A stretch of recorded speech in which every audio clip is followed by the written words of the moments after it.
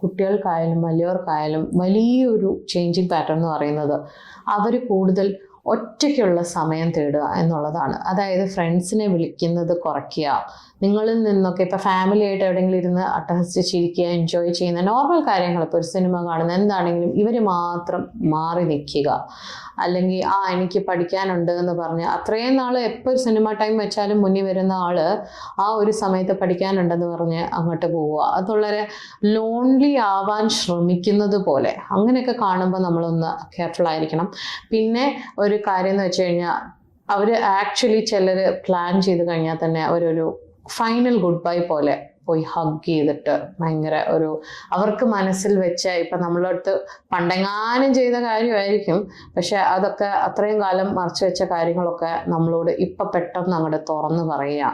അവർക്ക് ഇത് ഇനി ഒരു ഗുഡ് ബൈ ആയിട്ടായിരിക്കും അവർ ചിലപ്പോൾ കാണുന്നത്. അങ്ങനെ ചെയ്യുക. പിന്നെ ഒരു കാര്യം എന്ന് വെച്ച് കഴിഞ്ഞാൽ അവരുടെ ഭയങ്കര ഇമ്പോർട്ടൻ്റ് ആയ കാര്യങ്ങൾ അവർ ഏറ്റവും കൂടുതൽ ഇപ്പോൾ ഏറ്റവും ഇഷ്ടപ്പെടുന്ന സാധനങ്ങൾ എന്ന് രാവിലെ എണീറ്റാലും അത് കാണുമ്പോൾ ഉള്ള അങ്ങനത്തെ സർട്ടൻ ഐറ്റംസ് ഒക്കെ ആർക്കെങ്കിലും ഒക്കെ കൊടുക്കുക.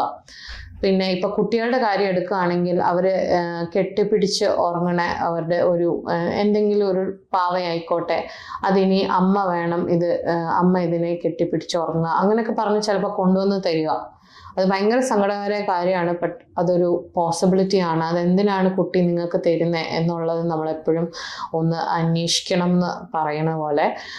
അതുപോലെ തന്നെ ഇപ്പോൾ വലിയവരെ എടുക്കുവാണെങ്കിൽ എന്താ നമ്മൾ ശ്രദ്ധിക്കേണ്ട ഒരു കാര്യം എന്ന് വെച്ച് കഴിഞ്ഞാൽ, ലോയേഴ്സിനെയൊക്കെ അറിയോ എന്നൊക്കെ അന്വേഷിച്ചിട്ട് ലോയേഴ്സിനെ തപ്പിപ്പിടിച്ച് പോവുക. എന്തിനാണെന്ന് അവിടുന്ന് ചിലപ്പോൾ നേരിട്ട് പറയില്ല. പക്ഷെ അങ്ങനെ എന്തെങ്കിലും ഉണ്ടെങ്കിൽ നിങ്ങൾ അതിനെക്കുറിച്ചൊക്കെ അന്വേഷിക്കണം. കാരണം അവരുടെ മനസ്സിൽ എന്താണെന്ന് ചോദിച്ചു കഴിഞ്ഞാൽ ചിലപ്പോൾ ഒരു വിൽപത്രം എഴുതാൻ വേണ്ടിയിട്ടായിരിക്കും അവരാ പോകുന്നത്.